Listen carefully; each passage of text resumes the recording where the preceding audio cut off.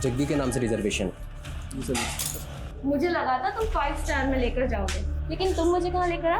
Hotel Black Thunder. वाह। Hotel Black Thunder, चलो जल्दी।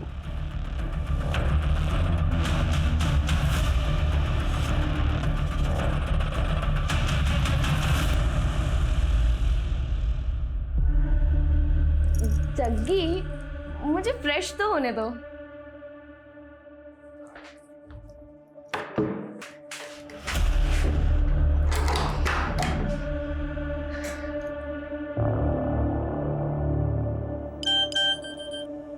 सर आप जल्दी आ जाइए, वो मेरा रेप कर देगा। लक्ष्मण जल्दी चलो। खोलना। अरे शर्मा क्यों रही है? मुझे तेरे साथ नहाना है। नहीं नहीं जग्गी,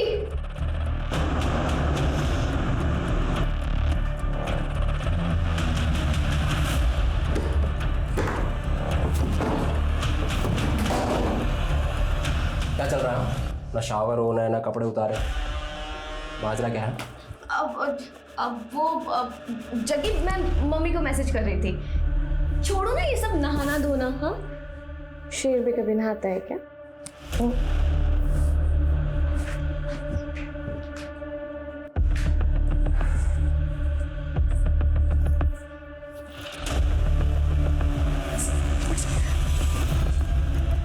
जग्गी क्या कर रहे हो? जग्गी चुपचाप खड़ी नहीं।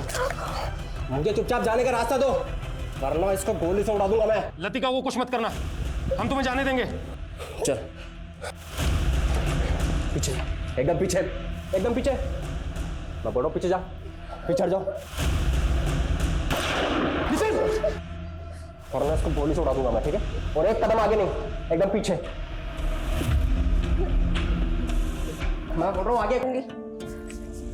Good morning everyone. Good morning की बच्ची, कहाँ थी कल से? अरे मम्मी बताया तो था कि नाइट कर्फ्यू में फंस गई थी, इसीलिए मैं अपनी फ्रेंड के घर पे रुक गई। कहीं तेरी ये फ्रेंड तेरा बॉयफ्रेंड तो नहीं है ना? अरे मम्मी, लतिका का कोई बॉयफ्रेंड नहीं है, इसकी लाइफ में सिर्फ सोशल वर्क लिखा है। अरे कैसा सोशल वर्क? 2-2 दिन तक घर से बाहर रहती है। अरे पापा बताया तो था कि हमारा जो ट्रस्ट है ये अलग अलग स्टेट्स में जाके होमलेस लोगों को खाना प्रोवाइड करता है। उसके चक्कर में कभी कभी मुझे भी बाहर रहना पड़ता है। और खाने से याद आया, मुझे भी किसी को खाना देने जाना है। सीधे रुक, पहले कुकर की गैस बंद करके आ। मम्मी मैं ऑलरेडी लेट हो रही हूँ। इस वेब वायरस अटैक से पहले मुझे अपने कंप्यूटर का पूरा डेटा सेव करना है। पापा पापा। अरे सिद्धि, कौन सा वेब वायरस? मगर वेब वायरस बेटा, जो 25 अक्टूबर को पूरे इंडिया की सीटी बजा देगा। फिर से सटक गई है।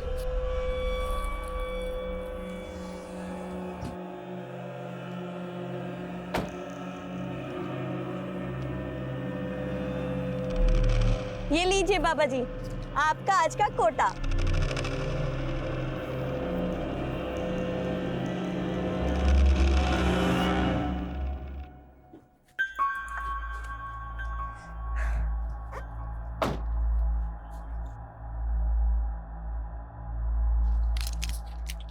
नरेश, मास्क कहाँ है तुम्हारा? कितनी बार बोला है मास्क पहन के रहा करो, चालान कटवाओगे क्या? Sorry madam. पहनो इसे। Good morning Sachin. Very good morning Siddhi and congratulation. आज मैंने बैंक से ऐसी सेटिंग करी है कि एक साथ 4 ऑटो लोन अप्रूव हो गए हैं। अब हमारी कंपनी में भी 7-7 कैब होंगी। शाबाश, इसीलिए तो मैंने तुझे अपना वर्किंग पार्टनर चुना है, क्योंकि तू सबसे सेटिंग बहुत अच्छे से करता है। बार बार गाल को टच मत किया कर, अगर मेरी मंगेतर ने देख लिया ना तो शादी नहीं होगी मेरी। तो अच्छा ये ना, अगर तूने शादी कर ली तो फिर तू काम पर ध्यान नहीं देगा। अच्छा बच्चू, हाँ तुमने तो मुझे कभी घास डाली नहीं, लेकिन इतनी मुश्किल से मैंने लड़की पटाई है, उससे भी शादी मत होने देना मेरी।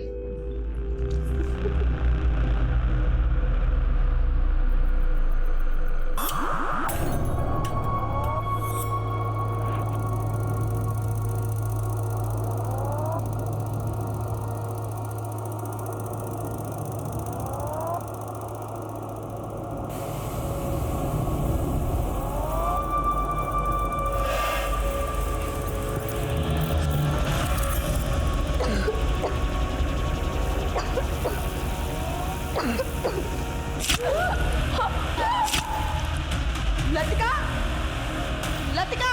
तो वैसे ही रखा हुआ था या हम जब अंदर आए तो अपनी बेटी को ऐसे देखा तो कुछ और नहीं देख पा। डॉक्टर हंसराज, संभालिए अपने आप को। अच्छा, आपने बताया कि आपके और आपकी बीवी का फ़ोन फॉर्मेट हो गया। फ़ोन फॉर्मेट कैसे हो गया? 7 दिन पहले हम सबके फोन फॉर्मेट हो गए। पापा देखिए ना, अचानक से मेरा फोन फॉर्मेट हो गया है। तुम्हारा फोन भी फॉर्मेट हो गया? मेरा भी मतलब आपका और मम्मी का भी? हाँ।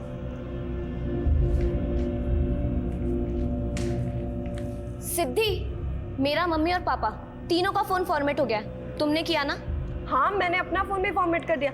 मालूम है ना, आज 25 अक्टूबर है, वायरस अटैक होने वाला है। इनफ सिद्धि, तुम्हें आइडिया भी है कि मेरे फोन में कितना इंपॉर्टेंट डेटा था। डोंट वरी लतिका, मैंने हम सबका डेटा एक पेन ड्राइव में सेव कर दिया है। और कहाँ है वो पेन ड्राइव?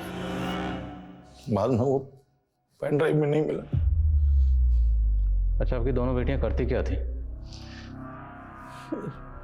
दी का टूर एंड ट्रेवल्स का बिजनेस था। लतिका आईपीएस की तैयारी कर रही थी और किसी ट्रस्ट के लिए भी काम करती थी। कौन सा ट्रस्ट? नाम क्या है? नाम नहीं मालूम सर। सर, इस घर के आसपास कहीं भी सीसीटीवी नहीं है। नेबर्स ने भी किसी भी तरह की सस्पिशियस एक्टिविटी को नोटिस नहीं किया। हालांकि जिस तरह से घर में लूट और मर्डर हुआ है, ऐसा लग रहा है जैसे किसी गैंग का काम हो। बड़ी हैरानी की बात है, फैमिली में सभी के फ़ोन फॉर्मेट हो गए और जिस पेन ड्राइव में डाटा ट्रांसफ़र किया गया वो पेन ड्राइव खो गई। हालांकि सर, कुछ दिन पहले इस तरह के एक वेब वायरस की फेक न्यूज़ वायरल तो हो रही थी सोशल मीडिया पे। इस फेक न्यूज़ का सोर्स पता करो, साइबर सेल से कांटेक्ट करो, जिस तरह के मसलों पर नजर रखते हैं। और अगर मैंने लैंडलाइन का कॉलर आईडी चेक किया, उसमें रात 12 बजे एक मोबाइल नंबर से लास्ट कॉल आया था। सर, ये नंबर तो मेरे दोस्त जयदीप का है। तो इस जयदीप की आपकी बच्चियों से कोई अनबन या कोई झगड़ा? जी नहीं। इस जयदीप को थाने में बुलाओ। सर, मुझे किसी काम से बाहर जाना था तो इसलिए कैब बुक करवानी थी। मैंने सिद्धि को मैसेज किया लेकिन उसका कोई रिप्लाई नहीं आया। मुझे लगा कि इतनी रात को उसके मोबाइल पे कॉल करना तो ठीक नहीं है, तो मैंने लैंडलाइन पे कॉल किया। तो क्या बात हुई आपकी सिद्धि से? Hello hello. तो जब आपको फ़ोन पर किसी के चीखने की आवाज़ सुनाई दी तो आपको इतना तो समझ में आ गया होगा कि कोई परेशानी में है या शायद कोई सी मुसीबत में हो, तो आपको तुरंत वहाँ जाना चाहिए था या कम से कम उनके माँ बाप को इन्फॉर्म करते। सर, मुझे लगा कि हो सकता है वो शायद मेरा वहम हो। अच्छा, आप उस फैमिली को एक अरसे से जानते हैं। हमें दोनों बहनों की उनके घर में कोई तस्वीर नहीं मिली। क्या उन दोनों बहनों में से किसी की भी या दोनों की आपके पास कोई तस्वीर है? हाँ सर, मैं सीमा और हंसराज की मैरिज एनिवर्सरी पर उनके घर गया था, तो मैंने अपने फ़ोन से बहुत सारे फ़ोटोज़ लिए थे उनके। ये देखिए सर।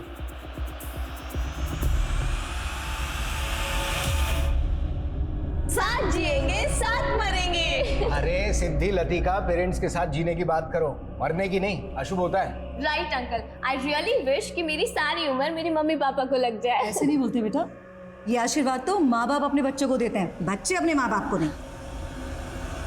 सर, साइबर सेल का कहना है कि ऐसे फेक न्यूज़ क्लिप्स आम है आजकल और इनका सोर्स मोस्टली विदेशों में ही होता है।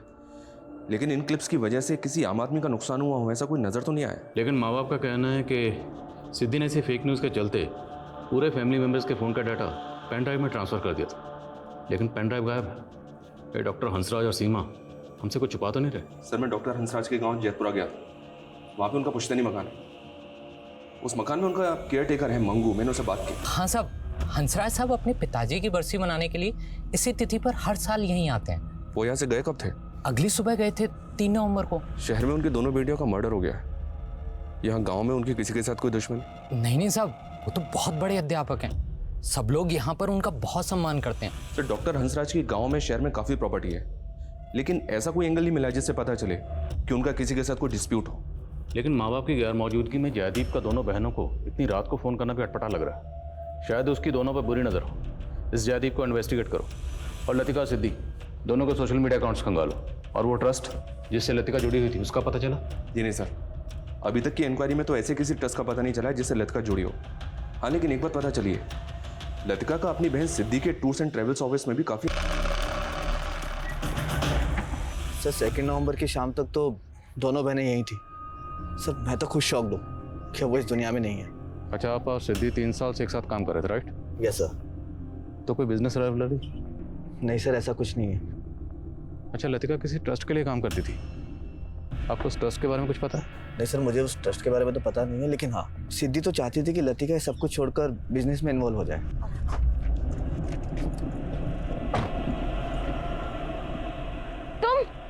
तुम अभी तक यहाँ पे हो? सिद्धि, तुमने अभी तक इसको काम से नहीं निकाला? तुम्हें पता है ना इसने मेरे साथ क्या किया था? लतिका देख, उसने हमसे माफी मांग ली थी, और तुझे पता है ना टूर एंड ट्रेवल्स के काम में ड्राइवर मिलना कितना मुश्किल होता है, तो मैंने माफ कर दिया। लेकिन सर, नरेश ने उसके बाद ऐसा कांड किया कि हम सब तो भौचक के रह गए। नरेश, ये खून किसका है? तुमने इस गाड़ी में कोई कांड किया है? नहीं मैडम, मैंने कोई कांड वांड नहीं किया। वो तो क्या हुआ कि एक सवारी बैठी थी, उसकी उंगली इस दरवाजे में आ गई और कट गई मैडम। वो तो अब पुलिस ही चेक करके बताएगी कि किसके खून के निशान हैं। Please ma'am. लतिका एक मिनट, वो कह रहा है ना कि सवारी की उंगली कट गई थी। मुझे चेक करने दे कि किस सवारी के बारे में कह रहा है जिसकी उंगली कट गई थी। सर, हमें सवारी का भी नहीं पता था, और वो कैब भी चोरी हो गई थी। हमें लगा कि वो नरेश ने गायब की होगी, लेकिन बाद में पता लगा कि नरेश भी गायब है। तो उस वक्त आपने पुलिस कंप्लेंट की थी? हाँ सर, निर्मल बाग पुलिस स्टेशन के अंदर हमने FIR फाइल की थी, लेकिन सर ना तो कैब मिली ना वो ड्राइवर नरेश।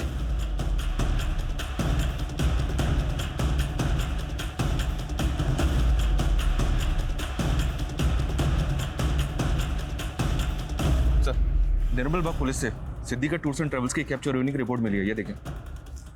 निर्मल बाग पुलिस नरेश और कैब का लगातार पता लगाने में जुटी हुई है। तो मुमकिन है कि इस कैब में कांड हुआ, इसलिए नरेश इस कैब के साथ गायब है। इस नरेश की हिस्ट्री खंगालो और कत्ल वाले दिन इसकी एक्टिविटी पता करो। घर में से काफ़ी पैसे और गहने भी चुराए गए। शहर में जितने भी ऐसे ज्वेलर्स हैं जो इस तरह के गहने खरीदते हैं, सबका पता करो। पापा, ये एकदम प्योर नीलम है। ये नीलम एक सोने की अंगूठी में जड़ा हुआ था। एक आदमी मुझे बेचने आया तो मैंने उससे सिर्फ अंगूठी के सोने का भाव देकर खरीद लिया। तब तो बेटा ये अंगूठी पक्का चोरी की। अरे पापा, तो हम कौन सा इसको रखने वाले हैं? हम इसको आगे बेच देंगे और आप देखना इसके कम से कम 1 लाख तो आ ही जाएंगे। अबे जौहरी का बेटा है तू, और इतनी छोटी परख। ये नीलम कम से कम 7 से 8 लाख रुपए का बिकेगा। 8 लाख? पापा, अगर ये नीलम 8 लाख में बिक जाए तो आप ईमानदारी से मुझे कार दिला देना। बाप बेटा, बाप से सौदेबाजी है। जा ऐश कर।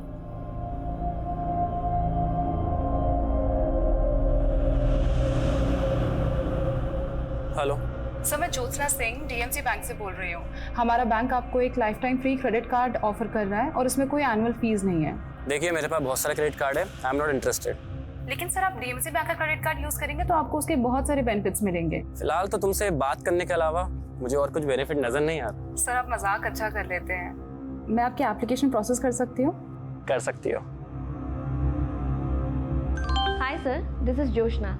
I need your ID proof, pan card and Aadhaar card. आपकी आवाज़ बहुत प्यारी है ज्योत्सना। Sir, document please. मुझसे दोस्ती करोगी ज्योत्सना? सर, PM रिपोर्ट के मुताबिक लतिका का मर्डर 2 नवंबर की रात को तकरीबन 10 बजे के आसपास हुआ है। और पोस्टमार्टम रिपोर्ट के मुताबिक लतिका की बॉडी पर 3 स्टैबिंग मार्क्स हैं, लेकिन तीनों स्टैबिंग मार्क्स अलग अलग हैं। तो क्या लतिका का कत्ल करने के लिए 3 अलग अलग मर्डर वेपन का इस्तेमाल हुआ? लेकिन सर, सोचने वाली बात यह है कि कोई भी क्रिमिनल विक्टिम के ऊपर 3 अलग अलग हथियारों से वार क्यों करेगा? लेकिन फिर तीनों स्टैबिंग मार्क्स अलग अलग क्यों हैं? और दूसरी तरफ सिद्धि का कत्ल एक अलग मर्डर ऑपरेंडी से किया गया। उसके सर पर पत्थर से इतनी बार वार किया गया कि उसकी मौत हो गई। मतलब एक ही छत के नीचे 2 अलग अलग गमों से मर्डर। क्रिमिनल एक ही होगा सर, या एक से ज़्यादा? एक और ताजुब की बात है, जयदीप का कहना है कि उसने रात के 12 बजे लैंडलाइन फ़ोन पर किसी के चीखने की आवाज़ सुनी, जबकि पोस्टमार्टम रिपोर्ट के मुताबिक दोनों बहनों की मौत रात को 10 बजे हो चुकी थी। तो 2 घंटे बाद जयदीप ने लैंडलाइन पर किसके चीखने की आवाज़ सुनी? कहीं ऐसा तो नहीं कि जयदीप ने किसी को सुपारी दी थी और फिर किलर से अपडेट लेने के लिए उसने लैंडलाइन पर फ़ोन किया? हालांकि जयदीप के खिलाफ ऐसा कुछ मिला तो नहीं है सर। हाँ, लेकिन एक बात पता चली है, जयदीप हंसराज और सीमा को कॉलेज टाइम से ही जानता था। जयदीप सीमा का क्लासमेट था और हंसराज कॉलेज का डीन। हंसराज और सीमा के बीच अफेयर हो गया, दोनों ने शादी कर ली, लेकिन जयदीप अभी तक कुंवारा है, इसने शादी नहीं की है। You mean jealousy? One sided love? शायद एंगल दूसरा भी हो सकता है सर, क्योंकि जयदीप और सीमा के बीच बातचीत अभी भी हो रही है। बहरहाल जो भी हो, हमें लतिका और सिद्धि के कातिलों का पता लगाना। नरेश के साथ साथ डॉक्टर हंसराज और सीमा पर अपनी नजर रखो।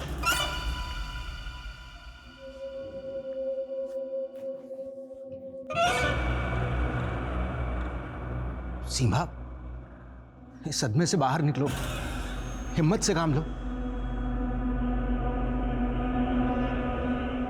सर कैसे हो गया ये सब कुछ? आपको शक किसी पे जरा भी? पुष्पा सही कहती थी, इस घर में भूत है, सीने मारा है मेरी बेटियों को।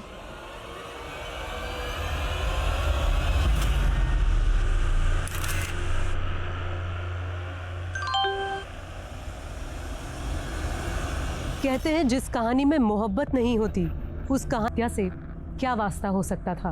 और ड्राइवर नरेश, उसके गायब होने का राज क्या था? और अब इस केस में एक नया नाम सामने आ रहा था, पुष्पा।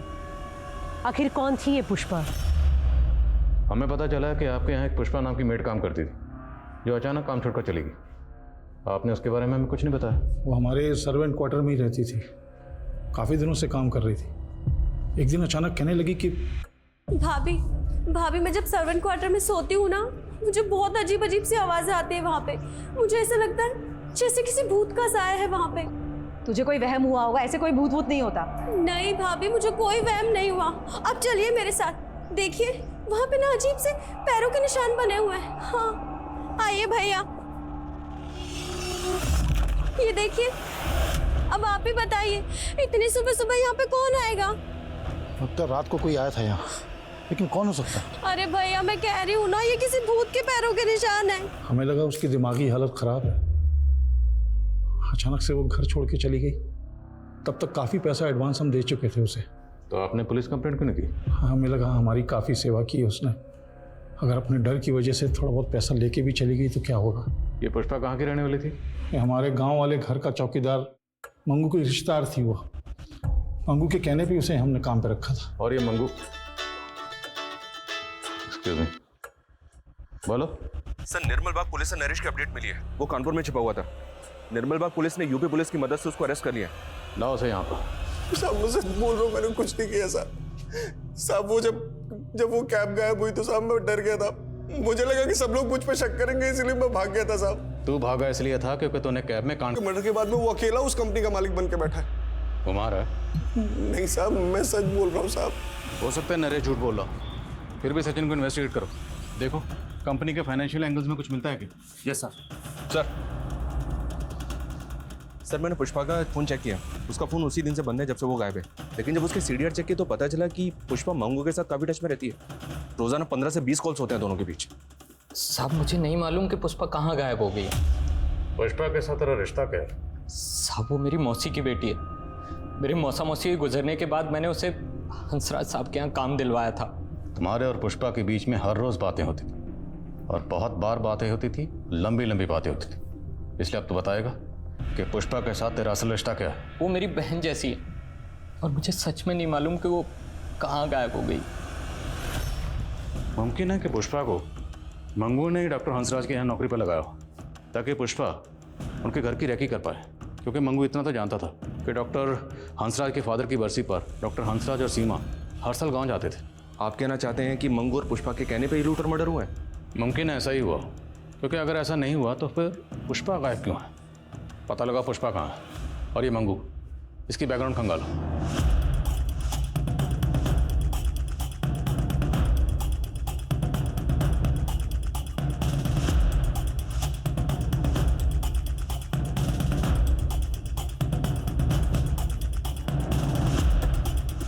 सर ये लतिक और सिद्दी के सोशल मीडिया अकाउंट्स हैं। साइबर टीम ने इन अकाउंट्स को अनलॉक कर लिया है। इनके अकाउंट्स में जो भी मीडिया पोस्ट हैं, जो भी कॉन्टैक्ट्स हैं, साइबर टीम इनकी डिटेल्स निकाल रही है। और एक बात सर, सिद्दी की कंपनी की बैंक डिटेल्स निकाली मैंने। हत्या से पहले तक उसके अकाउंट से लगातार काफ़ी कैश विड्रॉ हो रहा था सर, वो भी सेल्फ बेरर चेक पे। बैंक से जब मैंने इसकी इंक्वायरी की तो पता चला कि ये सारा पैसा सचिन विड्रॉ कर रहा था। पिछले 2 महीने में 10 लाख से ज़्यादा रुपए विड्रॉ हुए हैं सर। सर पैसा निकालता ज़रूर था, लेकिन सिद्धि मुझे खुद पैसा निकालने के लिए कहती थी। अब सिद्धि तो रही नहीं जिससे हम ये पूछ सकें। हो सकता है सिद्धि को बिना बताए तुम उसके पैसे उड़ा रहे होगे, और जब सिद्धि को ये पता चली तुमने सिद्धि को। नहीं सर, मैंने ऐसा कुछ नहीं किया। अच्छा, सिद्धि इतने पैसे क्यों निकलवा रही थी? क्या ज़रूरत थी उसको? सर वो तो मैं क्या जानूँ सर, लेकिन हाँ हो सकता है कि वो लतिका के ट्रस्ट को कुछ डोनेशन दे रही हो। सिद्धि काफ़ी दान पुण्य क्या करती थी। हमारे ऑफिस के बाहर एक भिखारी है जिसे वो हर रोज़ कुछ ना कुछ देती थी। वो तो हम पूछ ही लेंगे। और अगर सर एक मिनट, आईडी के ऑफिस से फ़ोन आया था। वो बोल रहे हैं कि लतिका उनकी एजेंट थी। Latika ID agent? जी सर। दरअसल आईपीएस के स्टूडेंट्स को हम ऑफिसर्स द्वारा एक स्पेशल क्लास देने का प्रोसेस होता है। लतिका से मैं तभी मिला, वो आईपीएस की तैयारी कर रही थी। उसमें तभी से स्पार्क देखा मैंने। हमें एक जग्गी नाम के क्रिमिनल को पकड़ना था जिसका अंडरवर्ल्ड से कनेक्शन था। जबकि इस तरह के गिरोह तो हथियारों से लैस रहते हैं। फिर भी सर, इनका स्ट्रांग मोटिव है लतिका को मारने का। ठीक है, अपनी ओर से तलाश करो इस गिरोह की। और एक्सक्यूज मी सर। व्हाट? ठीक है सर, सचिन ने जिस भिखारी के बारे में बताया था, पता चला है कि वो कई दिनों से गायब है।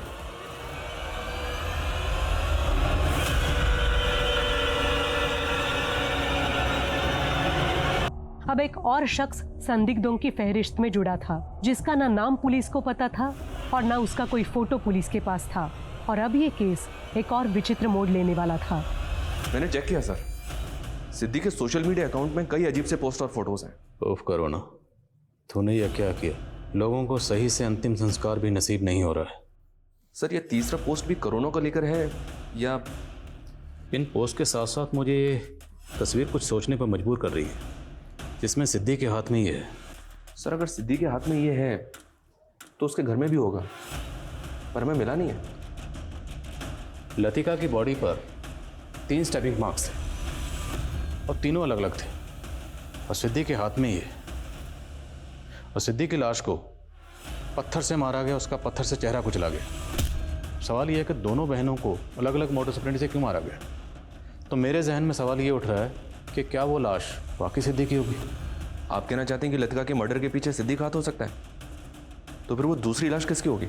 सिद्धि ने पूरे फैमिली मेम्बर्स के मोबाइल डाटा को एक पेन ड्राइव में ट्रांसफ़र कर दिया था।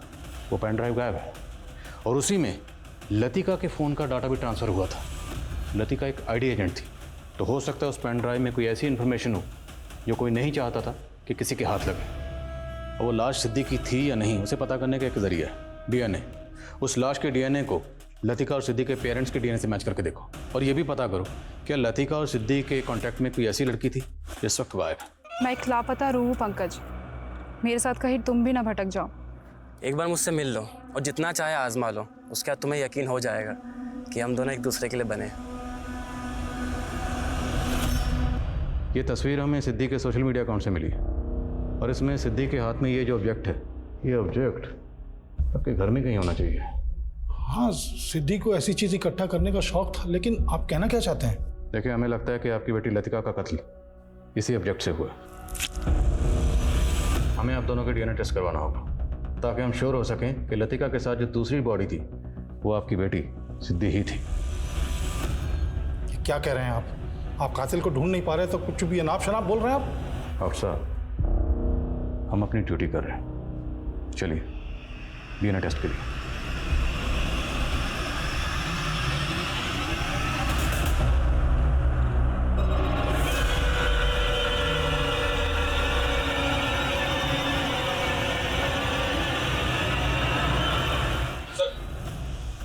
सर, सिद्धि के सोशल मीडिया अकाउंट में एक अकाउंट ऐसा मिला है जिसके साथ सिद्धि रेगुलर टच में थी, लेकिन लतिका और सिद्धि की हत्या के 1 महीने पहले ही ये अकाउंट डीएक्टिवेट हो गया था।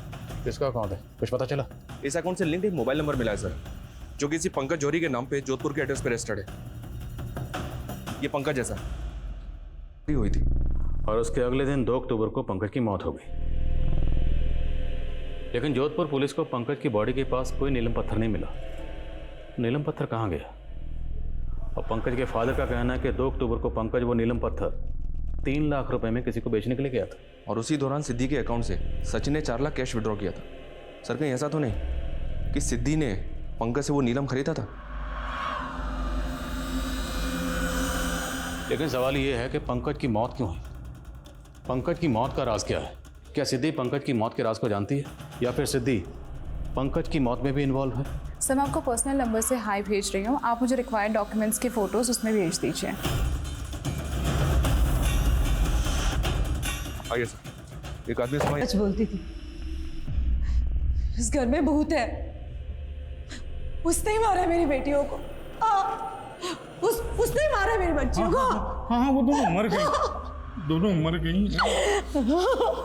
अब मत रो तुम सीमा, हमें भी मरना है। उसने हाँ, हम दोनों भी मर जाएंगे, ज्यादा दिन तक जिएंगे नहीं हम भी।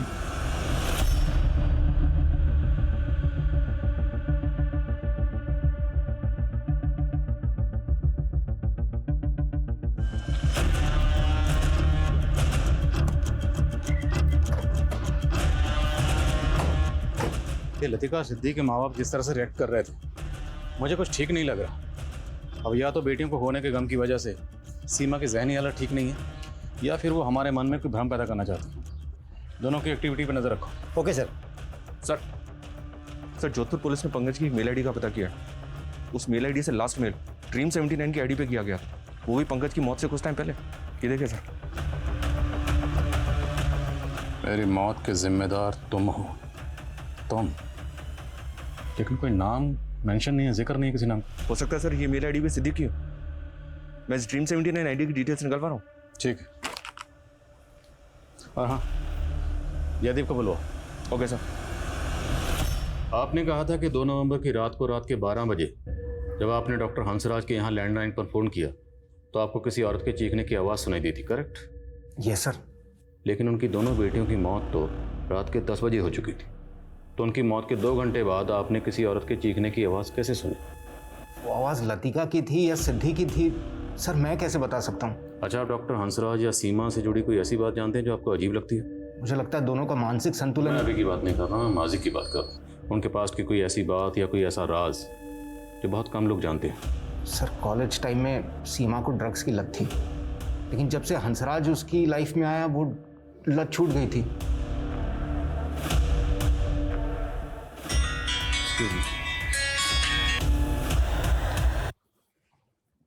बोलो।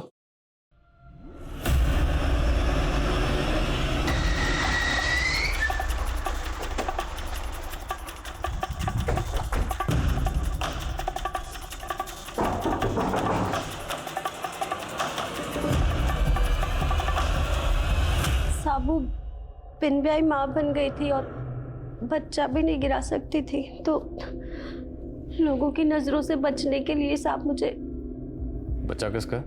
मंगू का। रिश्ते में वो मेरा मौसेरा भाई लगता है, लेकिन हम दोनों के बीच में रिश्ता बन गया था साहब। अच्छा, तुमने ये डॉक्टर हंसराज की फैमिली को भूत की कहानी सुनाई थी, वो क्या थी? साहब वो मैं गायब होना चाहती थी, तो लोगों को लगे डर के भाग गई, इसलिए छोटी कहानी बना के सुनानी पड़ी साहब। मंगू कहाँ? मैं क्यों लाया है? डीएनए रिपोर्ट से इतना तो साबित हो गया कि लतिका के साथ जो दूसरी बॉडी मिली थी वो तुम्हारी बेटी सिद्दीकी थी। अब ये साबित करना बाकी है कि तुम दोनों ये जो नाटक कर रहे हो वो दरअसल नाटक ही है, ताकि तुम दोनों की सज़ा में कोई रियायत ना हो। क्या बकवास कर रहे हैं आप? बकवास तुम कर रहे हो। मंगू हमारी कस्टडी में है, उसने सब बता दिया कि तुम लोगों ने इसे झूठ बोलने के लिए क्यों कहा था। मंगू, तुम हमारे वफादार हो। पुलिस कितना भी दबाव दे, कितना भी पूछे, तुम्हें सिर्फ यही कहना है कि 2 अक्टूबर की रात से 3 अक्टूबर की सुबह तक हम लोग जैतपुरा में ही थे। समझ में आया? जी साहब। सिर्फ यही कहना है। ठीक है। और ये सारे दावपेच आपको सिखाएंगे आपकी बेगम सीमा ने। हमें पता चला है कि तुम लॉ के स्टूडेंट रह चुके हैं, या क्रिमिनल लॉयर के अंडर काम भी कर चुके हैं। लॉयर बनने की बजाय ये सब कामों के प्रोफेसर बन गए। कॉलेज से ही ड्रग की लत थी, फिर तुम दोनों ने मिलकर ड्रग लेना शुरू कर दिया, ताकि लोगों को ये लगे कि तुम दोनों। हम अपनी बेटी को क्यों मारेंगे? पुष्पा ने सब बता दिया है कि तुम दोनों की बेटियों के बीच में किस तरह के जिस्मानी ताल्लुकात थे जो आपकी नज़र में नाजायज़ थे। अब घर की नौकरानी को ये सब पता था। सच और झूठ की तराजू में झूल रही है। क्या ये हत्याएं सीमा और हंसराज के उस अंधविश्वास का परिणाम है जिसमें कोरोना वायरस कलयुग के अंत का विध्वंसक और सतयुग के पुनरागमन का भ्रम है? क्या हंसराज और सीमा जैसे हाईली एजुकेटेड लोग इस अंधविश्वास में आके अपनी बेटियों का कत्ल कर सकते हैं? ये सवाल आज भी ज्यों का त्यों है। आज के इस दौर में आपराधिक सोच उस आयाम पे है कि वो एक विनाशकारी झूठ को एक ताकतवर सच की झूठी शक्ल दे रहा है, और ऐसी आपराधिक सोच को मात देने के लिए पुलिस को अपनी जांच को एक नया पैमाना देना होगा। इसी के साथ मैं सोनाली कुलकर्णी आपसे विदा लेती हूँ। फिर मिलेंगे एक ऐसे ही चौंका देने वाले केस के साथ क्राइम पेट्रोल सतर्क जस्टिस रीलोडेड में। तब तक अपना और अपने परिवार का ख्याल रखिए। आप जानते हैं कि हम सब एक मुश्किल दौर से गुजर रहे हैं। कृपया मास्क पहनें, सैनिटाइजर का इस्तेमाल करें और सोशल डिस्टेंसिंग बनाए रखें। देखते रहिए क्राइम पेट्रोल सतर्क। जय हिंद।